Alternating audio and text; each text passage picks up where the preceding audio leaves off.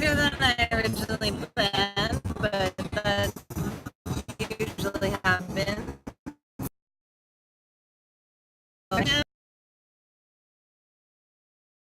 So, got my co-pilot over here, Wakpa, pretty psyched for the road.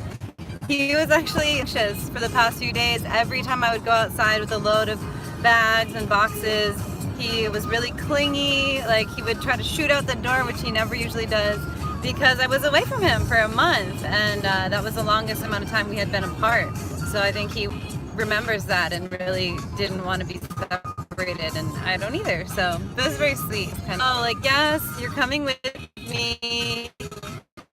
I packed up his toys and let him smell them, like, you're coming with me. And today it's actually a year to the day exactly that my uncle passed. Yeah, it was and healing transition that he had a year ago. I had been living in New Mexico, and I just got this feeling one day. Like, I didn't know anything was wrong at all with my uncle in any way. And I just got this feeling that I needed to go home on a Sunday. And I bought my ticket and flew home on Tuesday. And when I landed in my hometown in the Northeast and got to my parents' house, my dad was like, the ICU just called, and your uncle is dying. And I was like, whoa. And so we got right in the car, we drove up to Rhode Island where he was, and we weren't sure if he was going to be conscious, but he was. He came back around, and we got to visit. Continue on Connecticut 15 South for 41 miles. Having time together, and he was very much at peace. He's like, I'm ready for my new form. He kind of discovered spirituality in the last decade of his life and graduated with a master's in holistic counseling when he was 71.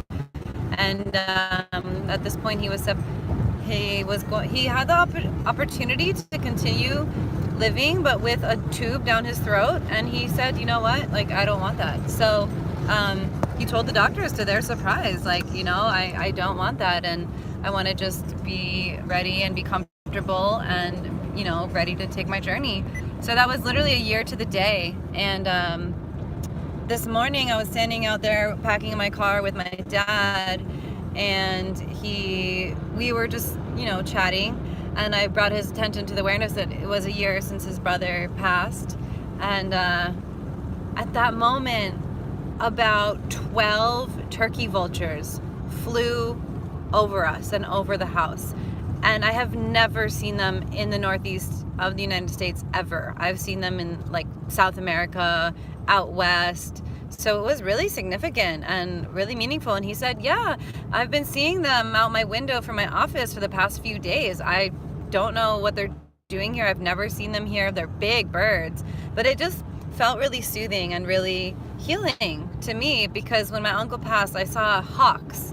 And I would see hawks, like the day I was driving to his service, which was like over a month later.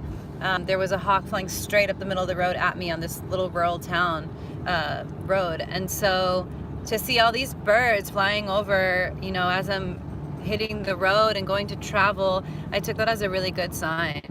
And so that felt really touching to me. And yeah, so I'm excited. I'm gonna be vlogging. I haven't just done like a casual vlog like this in a long time, I think since spring of 17. So my friend inspired me to just, you know, catalog my journey a little bit, and just let people tune in and follow what I'm doing. So my first stop will be just outside of Chicago.